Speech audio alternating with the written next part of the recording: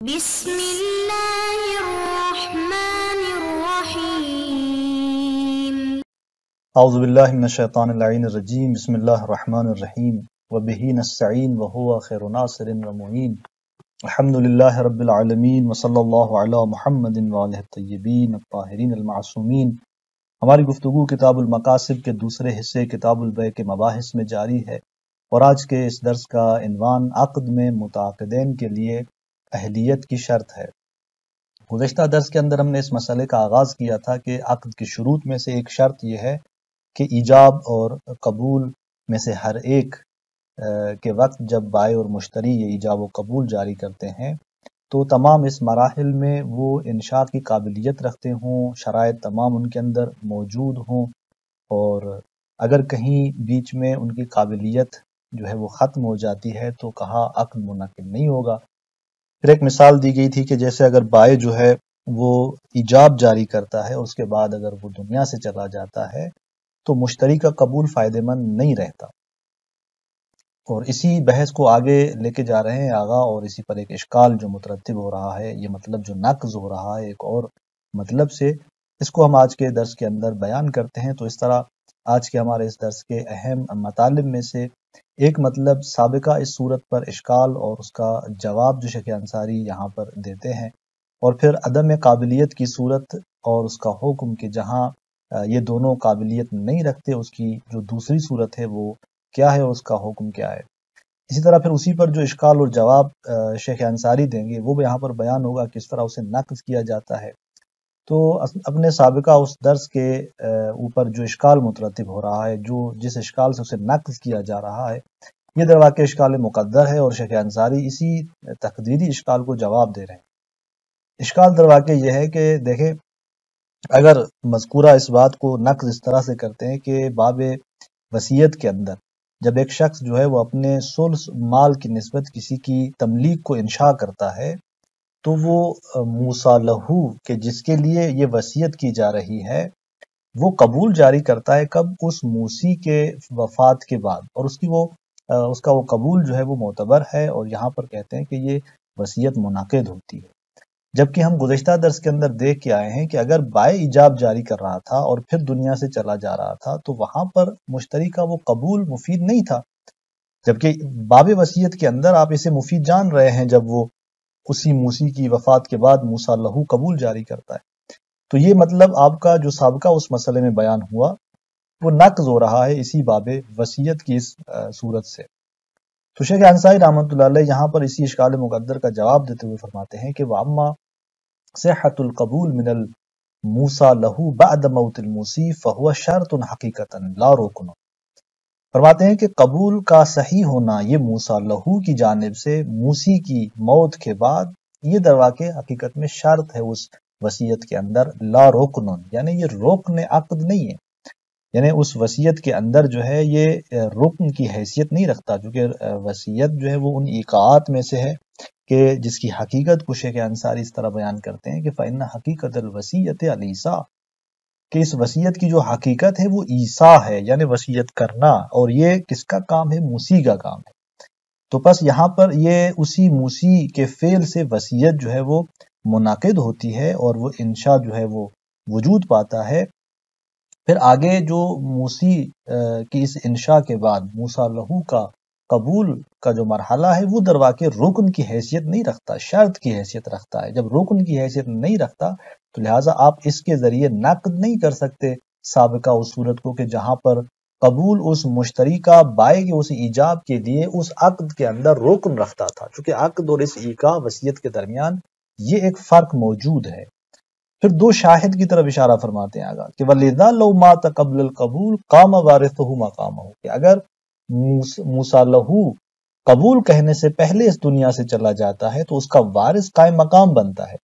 یعنی یہ خود شاہد ہے اس بات پر کہ اس کا یہ قبول موصی لہو کی جانب سے رکنیت نہیں رکھتا تھا، ایک شرط کی حیثیت سے تھا جو آگے وارث پر جائے گزین ہوتا ہے اور وہ اسے انجام دیتا ہے، اسے قبول کو جاری کرتا ہے۔ جبکہ عقد کے اندر اس طرح نہیں ہے، اگر بائع نے ایجاب جاری کر دیا اور مشتری نے وہاں پر قبول کہنے سے پہلے دنیا سے چلا جاتا ہے تو وارث قائم مقام نہیں ہو سکتا،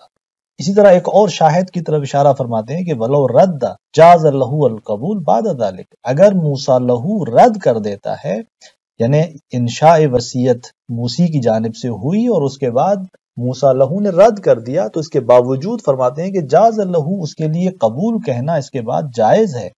اور فقہا یہاں پر جائز جانتے ہیں، جبکہ عقد کے اندر ایسا نہیں ہے، یعنی اگر مشتری نے رد کر دیا تو یہاں پر پھر وہ قبول نہیں کر سکتا، اس ایجاب کے مقابلے میں معاملہ جو ہے وہ ختم ہو جاتا ہے، منعقد نہیں ہوتا۔ تو اس طرح آگا فرماتے ہیں کہ یہ اشکال سابقہ اس صورت پر مترتب نہیں ہوتا۔ عدم اہلیت کی دوسری جو صورت ہے کہ جہاں پر متعاقدین واجد شرائط نہیں رہتے، کہ عرفاً اور شرعاً جو ہے ہم دیکھتے ہیں کہ اہلیت وہاں پر وجود نہیں ہوتی ان کے لیے، یعنی اگرچہ عقلی اعتبار سے مشکل نہیں ہوتا، چونکہ پیچھے ہم نے کہا کہ پیچھے جو موارد ہم نے بیان کیے عدم قابلیت کے، وہاں پر یہ تھا کہ وہ اصلاً تخاطب ممکن نہیں تھا، اس کو مورد خطاب قرار دینا ممکن نہیں تھا، یعنی عقلاً وہاں پر وہ قابلیت ممکن نہیں تھی اس شخص کے لیے، چونکہ وہ اس دنیا میں نہیں تھا۔ اور یہاں یہ جو عدم اہلیت دوسرے فرض میں بیان کی جا رہی ہے، یہ وہاں پر ہے کہ جہاں پر وہ دونوں متعاقدین عقلاً تو مشکل نہیں رکھتے، قابل خطاب ہیں، مورد خطاب ہیں، لیکن عرفاً اور شرعاً ان کی اہلیت وہاں پہ نہیں رہتی۔ تو اس اعتبار سے آگا فرماتے ہیں کہ ایک معنی یعنی درواقع ایجاد ہو جاتا ہے ان کی اس قابلیت کی نسبت جو انشاء کے حوالے سے ہے، اور فرماتے ہیں کہ وَإِنْ كَانَ لِعَدَمِ الْاعْتِبَارِ بِرِضَاهُمَا، یعنی ایک مرتبہ اوپر ہم نے کہا کہ ثُمَّ إِنَّ عَدَمَ قَابِلِيَتِهِمَا إِنْ كَانَ لِعَدَمِ كَوْنِهِمَا قَابِلٍ لِلتَّخَاطُبِ، یہ ایک صورت تھی کہ ان کی وہ عدم قابلیت اگر ان کے اس وجہ سے ہو کہ قابلیت نہیں رکھتے تخاطب کی۔ اب اس کی دوسری صورت بیان کرتے ہیں کہ وَإِنْ كَانَ لِعَدَمِ الْاعْتِبَارِ بِرِضَاهُمَا، کہ اگر ان کی یہ قابلیت نہ رکھنا، یہ کس اعتبار سے ہو؟ اس اعتبار سے کہ ان کی رضایت معتبر نہیں، یعنی وہ اگر راضی بھی ہوں تو ان کی وہ رضایت اعتبار نہیں رکھتی عرفاً اور شرعاً، اور جب رضایت اعتبار نہیں رکھتی تو یہاں پر نتیجہ یہ نکلتا ہے کہ وہ واجد شرائط نہیں۔ فَلِخُرُوجِهِ أَيْضًا عَنْ مَفْهُومِ التَّعَاهُدِ وَالتَّعَاقُدِ، اور یہاں پر بھی جس طرح پہلے معاہدہ صدق نہیں کر رہا تھا، یہاں پر بھی یہ صورت جو ہے وہ اس تعاہد اور تعاقد کے مفہوم سے خارج ہو جاتی ہے، یعنی یہاں پر وہ معاقدہ صدق نہیں کرتا کہ وہ دونوں ایک دوسرے کے حوالے سے معاملہ کر رہے ہوں، یہ عنوان مفاعلہ کا یہاں پر صدق نہیں کرتا۔ اور یہاں پر شیخ انصاری فرماتے ہیں کہ اس کی وجہ کیا ہے؟ لأن المعتبر فيه عرفا رضا كل منهما لما ينشئه الآخر حين انشائه، اس لیے کہ معتبر اس کے اندر عرفاً کیا ہے؟ ان میں سے ہر ایک کی رضایت ہے کہ جو عرف کے اندر معتبر ہے اس چیز کی نسبت کہ جس کو دوسرا انشاء کر رہا ہوتا ہے، جب وہ انشاء کرتا ہے تو حین انشائه، اس کی اس انشاء کے وقت ان میں سے ہر ایک کی رضایت جو ہے وہ عرفاً معتبر ہے کہ وہ راضی ہو اس انشاء کے وقت۔ اب یہاں پر جب وہ رضایت ہی معتبر نہیں ہوتی تو واضح ہے کہ یہاں پر وہ معاہدہ اور معاقدہ صدق نہیں کرے گا اور معاملہ منعقد نہیں ہو پائے گا۔ یہاں پر نتیجہ یہ نکلے گا کہ یہ دونوں یا ان میں سے کوئی بھی وہ واجد شرائط نہیں ہے۔ کمن یعرض لہ الحجر بفلس، فرماتے ہیں کہ جیسا کہ وہ شخص جس کے لیے اس کی مفلسی کی وجہ سے ممنوعیت جو ہے وہ اپنے مال میں تصرف کی نسبت عارض ہو چکی ہے، اب یہ چونکہ مفلس بن چکا ہے تو لہٰذا یہ تصرف نہیں کر سکتا اپنے اموال کے اندر، شرعاً یہ محجور ہے، ممنوع ہے تصرف کی نسبت۔ اب یہاں پر جب اس طرح سے ہے تو وہ اگر راضی بھی ہو جائے معاملے میں اس کی وہ رضایت معتبر نہیں ہے، اور او صفحن، یا صفاحت جو ہے وہ جنون اس پر طاری ہو جاتا ہے، صفی ہو جاتا ہے، اور رقن لو فرضا، یا مثلا رقیت جو ہے وہ عارض ہوتی ہے اس پر اگر اس کو فرض کیا جائے۔ مثلا وہ جب ایجاب جاری کر رہا تھا تو آزاد تھا، حر کی صورت میں وہ ایجاب جاری کر رہا تھا بیعتوں کا، اس نے کہا، لیکن مشتری کے اس قبول سے پہلے اس کی وہ حریت باقی نہیں رہتی اور وہ مرتد ہو جاتا ہے، تو یہاں پر مثلا اس کی حریت یا اس ارتداد کی وجہ سے ختم ہو جاتی ہے، یا اس کی جو وہ حریت ہے مثلا وہاں پر وہ کافر حربی تھا، آزاد تھا، حر تھا، لیکن وہاں پر جنگ کی صورت میں جب اسیر ہوتا ہے تو یہی کافر حربی اسیری کی صورت میں یہ عبد بن جاتا ہے، رقیت اس پر طاری ہوتی ہے، تو ایجاب جب اس نے جاری کیا تھا تب وہ ایک کافر حربی کے عنوان سے آزاد تھا مثلا، لیکن اب فرض کرتے ہیں کہ یہ ایک رقیت اس پر طاری ہو چکی ہے اور یہ اس صورت میں معاملہ اس کے لیے جائز نہیں ہے۔ تو یہاں فرماتے ہیں کہ اس طرح کی اگر کوئی صورت فرض کی جا سکتی ہے کہ جہاں پر ایک شخص کے لیے رقیت طاری ہو، عبدیت اس پر طاری ہو، معاملہ اس نے کیا مثلا حریت کی صورت میں، اور پھر یہ رقیت طاری ہو رہی ہے، تو اب یہاں پر وہ راضی بھی ہو تو فرماتے ہیں کہ اس کی رضایت جو ہے وہ اعتبار نہیں رکھتی۔ اور فرماتے ہیں کہ یا مرض و موتن، یعنی امراض میں سے وہ مرض کہ جس کو مرض موت کہا جاتا ہے، یعنی کہ ایسا مرض کہ جو اس کی موت کے ساتھ اور اس کے یعنی شرف میں ہوتا ہے، کہ جس مرض کے ساتھ وہ انسان اس دنیا سے چلا جاتا ہے، تو وہاں پر جتنی بھی اس کے معاملات ہیں اس کو اس طرح کے کہ جہاں وہ کسی کے لیے انشاء ملکیت جاری کرتا ہے اس کو نافذ نہیں جانا جاتا۔ تو ایسی صورتحال میں جب اس کے منجزات معتبر نہیں ہوتے تو اس کی رضایت بھی جو ہے وہ شرعاً معتبر نہیں ہوتی۔ تو یہ وہ تمام موارد ہیں کہ جہاں پر آپ دیکھ رہے ہیں کہ شخص رضایت اگر اعلان بھی کرتا ہے، راضی بھی ہو جاتا ہے، تو اس کی وہ رضایت معتبر نہیں ہوتی، اور معتبر نہ ہونے کی صورت میں وہاں پر وہ معاملہ منعقد نہیں ہو پاتا۔ پھر یہاں پر فرماتے ہیں کہ مذکورہ ان موارد میں جو اصل ہے، جو بنیاد ہے کہ کیوں جو ہے مثلا یہاں پر یہ جو عرفاً ہم نے کہا کہ رضایت معتبر ہے، اس کو عرفاً جو معتبر جانا جا رہا ہے، اس کی وجہ کیا ہے؟ فرماتے ہیں کہ اس کی وجہ اور والاصل فی جمیع ذالک، ان تمام مثالوں کے اندر یہ جو ہم نے کہا کہ رضایت معتبر ہے اور یہاں پر رضایت نہیں پائی جاتی، لہٰذا مشکل ہے، یہ معنی ہے یہاں پر ان کی قابلیت کی نسبت۔ اس کی بنیاد اور اصل فرماتے ہیں یہ ہے کہ ان الموجب لو فسخ قبل القبول، یعنی ہم جو کہہ رہے ہیں کہ رضایت تاخیر ہونی چاہیے، وہ واجد شرائط ہونا چاہیے، اور واجد شرائط تب ہوگا جب رضایت اس کی معتبر ہوگی۔ تو یہ کیوں کہہ رہے ہیں؟ آگے فرماتے ہیں اس لیے کہ دیکھیں جب موجب اگر ایجاب جاری کرتا ہے، لو فسخ قبل القبول، اگر وہ قبول سے پہلے اسے فسخ کر دیتا ہے، مشتری نے بھی قبول جاری نہیں کیا اور اس نے فسخ کر دیا، فرماتے ہیں کہ لغل ایجاب السابق، تو یہاں پر وہ ایجاب سابق کیا ہو جاتا ہے؟ لغو ہو جاتا ہے۔ آپ فرماتے ہیں کہ اسی سے یہ بات روشن ہو جاتی ہے کہ پس اگر فسخ آ کے سبب بنتا ہے رضایت بے ایجاب کے لغو کا، تو اس کا مطلب یہ ہے کہ جب تک فسخ نہیں تھا تب تک وہ رضایت موجود تھی اور وہ استمرار رکھتی تھی، اور فسخ نے آ کر اس کو مبدل باطل کر دیا۔ تو یہیں سے یہ بات روشن ہے کہ رضایت جو ہے وہ ایجاب کی نسبت وہ آخر تک ہونی چاہیے۔ جب آخر تک ہونی چاہیے، اب اگر ایک معاملے کے اندر مذکورہ مثالوں میں آپ نے دیکھا اگر کوئی معنی ایجاد ہو رہا ہے اور اس کی رضایت کا جو ہے وہ اعتبار سے گر رہی ہے، تو اس صورت میں وہ واجد شرائط نہیں رہتا۔ جب نہیں رہتا تو واضح ہے کہ یہاں پر عدم قابلیت کی صورت میں معاملہ منعقد نہیں ہو پائے گا۔ وَقَضَى لَوْ كَانَ الْمُشْتَرِي فِي زَمَانِ الْإِيجَابِ غَيْرَ رَاضٍ، فرماتے ہیں کہ یہی صورتحال ہے اس وقت کہ جب مشتری ایجاب کے زمانے میں راضی نہ ہو، او کان ممن لا یعتبر رضا ہو، مثلا ایجاب کے زمانے میں وہ راضی نہیں تھا، بعد میں رضایت کا اعلان کر رہا ہے، یا مثلا حتیٰ اس ایسے افراد میں سے تھا جب ایجاب جاری ہو رہا تھا کہ اس کی رضایت معتبر نہیں ہے، کالصغیر، جیسے مثلا وہ چھوٹا تھا اور اس کے اندر وہ بلوغ جو شرط ہے اس عقد کے جاری کرنے کی نہیں تھی، تو اس وجہ سے فرماتے ہیں کہ وہ واجد شرائط نہیں تھا۔ یہ بھی اسی طرح سے ہے۔ پھر فرماتے ہیں کہ فصحۃ کل من الایجاب والقبول یکون معناہ قائما فی نفس المتکلم من اول العقد الی ان یتحقق تمام السبب، فرماتے ہیں کہ ایجاب و قبول میں سے ہر ایک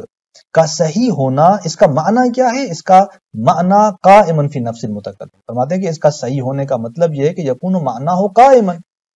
ایجاب اور قبول کا صحیح ہونا یعنی اس کا معنی قائم ہو نفس متکلم میں، یعنی اس متکلم کے اپنے اس اندر اس کا معنی قائم ہو، من اول العقد، آغاز عقد سے، الی، یہاں تک کہ وہ سبب جو ہے وہ عقد جو ہے تمام ہو جائے، یعنی ابتدائی عقد سے لے کر انتہائی عقد تک ایجاب اور قبول کے صحیح ہونے کا مطلب یہ ہے کہ اس کا معنی ان کے اندر موجود ہو، یعنی وہ جس مرحلے میں وہ ایجاب جاری کر رہا تھا اور پھر جب اس نے ایجاب جاری کر کے ختم کر دیا، تب جب تک قبول نہیں آتا تب تک وہ اسی ایجاب کو جاری کرنے کی قابلیت رکھتا ہو، وَبِهِ يَتِمُّ مَعْنَى الْمُعَاقَدَةِ، اور اسی سے ہی اس معاقدہ کا جو معنی ہے وہ تمام ہوتا ہے، تام ہوتا ہے اور اپنی معنی کو پہنچتا ہے۔ بس فَإِذَا لَمْ يَكُنْ هَذَا الْمَعْنَى قَائِمًا فِي نَفْسِ أَحَدِهِمَا، اگر یہ معنی قائم نہ ہو ان میں سے کسی ایک کے اندر، او قام ولم یکن قیامہ معتبرا، یا اگر یہ معنی ہو لیکن وہ معتبر نہ ہو، یعنی یا تو معنی ہی قائم نہیں ہے، مثلا ایجاب اس نے جاری کر دیا، اب دنیا سے چلا گیا، قابل تخاطب نہیں ہے، وہ جب دنیا سے چلا گیا تو انشاء ایجاب نہیں کر سکتا، یعنی یہ معنی ہی وہاں پر نہیں ہے، یا اگر معنی ہے لیکن وہ معتبر نہیں ہے، مثلا یہی شخص اگر محجور ہو جاتا ہے تو شخص تو موجود ہے، ایجاب اس نے جاری کر دیا تھا، ایجاب کا معنی یعنی وہ رضایت ابھی بھی ایجاب کی نسبت اس کے اندر موجود ہے لیکن معتبر نہیں، تو فرماتے ہیں کہ جب اس طرح سے ہو تو لم یتحقق معنی المعاقدہ، معاقدہ کا جو معنی ہے وہ یہاں پر تحقق نہیں پاتا۔ اس کے بعد یہاں پر ایک اشکال یہاں پر بھی ہوتا ہے کہ آپ جو کہہ رہے ہیں کہ آخر تک جو ہے وہ یہ شرط وہاں پر یہ معنی اس کے اندر قائم رہے، تو بیع مکرہ میں آپ جا کے دیکھیں، بیع مکرہ میں تو بزرگان کہتے ہیں کہ جب ابتدا میں ایک شخص کو مجبور کیا گیا کہ وہ بیع انجام دے، وہ راضی نہیں تھا، جب بیع انجام ہو کے تمام ہوئی اور پھر جب یہ اقرار ختم ہو گیا، یہ معنی ختم ہو گیا، اس کے بعد وہ شخص جس نے ایجاب جاری کیا تھا، پہلے مجبوراً جاری کیا تھا، بعد میں وہ خود بخود راضی ہو جاتا ہے، اب تو کوئی اقرار بھی نہیں ہے، راضی ہو رہا ہے، تو اس کی یہ رضایت لاحقہ فرماتے ہیں کہ فقہا کہتے ہیں کہ درست مشکل نہیں رکھتی۔ تو آپ جو کہہ رہے تھے کہ معنی ایجاد ہو جائے، رضایت جو ہے وہ نہ رہے اور اس کا یہ معنی اس کے اندر نہ رہے تو معاملہ منعقد نہیں ہوتا۔ بیع مکرہ کے اندر تو یہاں پر رضایت لاحق کافی ہو رہی ہے۔ تو اس کا جواب دیتے ہیں شیخ انصاری، فرماتے ہیں کہ یہ جو بیع مکرہ کے اندر فرماتے ہیں ثم انہم صرحوا، کہ انہوں نے تصریح کی ہے کہ بجواز لحوق الرضا لبیع المکرہ، کہ رضایت کا جو لحوق ہے یعنی بعد میں جو رضایت لاحق ہوتی ہے یہ جائز ہے بیع مکرہ کی نسبت۔ فرماتے ہیں کہ اس کا کیا مطلب ہوا؟ بظاہر تو اس کا مطلب یہ ہوا کہ مقتضا عدم اعتبارہ من احدہما ان العقد، اس کا مقتضا یہ ہے کہ معتبر نہیں ہے یہ رضایت ان دونوں میں سے کسی بھی ایک سے حین العقد، عقد کے وقت، یعنی عقد کے وقت یہ رضایت جو ہے وہ معتبر نہیں ہے، جو اگر معتبر ہوتی تو یہ رضایت تو اس وقت نہیں تھی اس شخص پر کے پاس جو مجبوراً یہ بیع انجام دے رہا تھا۔ اب اس نے جب یہ بیع انجام دی اس کے بعد جو رضایت ملحق ہو رہی ہے وہ کہتے ہیں کہ یہ جائز ہے، تو اس کا مطلب یہ ہے کہ عقد کے وقت رضایت کا ہونا ضروری نہیں تھا۔ فرماتے ہیں کہ بل یکفی حصولہ بعدہ، بلکہ کافی ہے کہ اس عقد کے بعد وہ رضایت حاصل ہو تب بھی کافی ہے، عقد کے وقت ہونا جو ہے وہ معتبر نہیں ہے۔ فضلا عن حصولہ بعد الایجاب و قبل القبول، فرماتے ہیں کہ عقد کے بعد اگر رضایت حاصل ہو جائے تو کافی ہے، چاہیے کہ یہ رضایت حاصل ہو جائے ایجاب کے بعد قبول سے پہلے، وہاں تو بے درجہ اولا کافی ہے، یعنی اگر ایجاب جاری ہو جاتا ہے اور پھر جو ہے قبول سے پہلے اگر وہ رضایت اس بائع کی دوبارہ آ جاتی ہے تو فرماتے ہیں کہ قبول سے پہلے اس کا یہ راضی ہو جانا تو پھر نزدیک تر ہے اس رضایت کے نسبت کے جو اس عقد کے بعد اس عقد کی نسبت لاحق ہو رہی ہے، یعنی بائع نے اگر ایجاب جاری کیا مجبوراً اور پھر عقد منعقد ہونے کے بعد قبول کے بعد وہ راضی ہو رہا ہے تو اس رضایت کی نسبت اسی بائع کی وہ رضایت کے جو قبول جاری ہونے سے پہلے واپس آ رہی ہے وہ تو بدرجہ اولا آگا فرماتے ہیں کہ نزدیک تر ہے اسی قبول کے۔ تو اس طرح اسی بات سے یہ بات روشن ہو جاتی ہے کہ پس حین العقد رضایت معتبر نہیں ہے، یہ جو آپ پیچھے کہہ رہے تھے کہ رضایت ہونی چاہیے آغاز عقد سے آخر عقد تک، تو پھر آپ اس کا کیا جواب دیتے ہیں؟ شیخ انصاری رحمۃ اللہ علیہ فرماتے ہیں کہ بظاہر یہ اشکال اس پر مترتب ہوتا ہے اللہم الا ان یلتزم، مگر یہ کہ یہاں پر ملتزم ہوا جائے بکون الحکم، اس بات سے کہ حکم فی المکرہ علی خلاف القاعدۃ، مکرہ کی اس بیع کے اندر جو حکم پایا جاتا ہے کہ وہ رضایت جو لاحقہ ہے وہ آ کے ملحق ہو سکتی ہے اور جائز ہے، علی خلاف القاعدہ، جو کہ قاعدے کے برخلاف ہے، جو قاعدہ یہ تھا کہ یہ بیع باطل ہونی چاہیے، اس کے خلاف یہ حکم یہاں پر جو موجود ہے جواز کا لأجل الاجماع، فرماتے ہیں کہ شاید یہ جو ہے اجماع کی وجہ سے اس طرح کا حکم یہاں پر موجود ہے۔ تو اس طرح یہ موارد تمام ہوتے ہیں اور یہ دونوں صورتیں اسی عبارت سے تمام ہوتی ہیں ان اشکالات اور ان کے جوابات کے ساتھ۔ والسلام علیکم ورحمۃ اللہ وبرکاتہ۔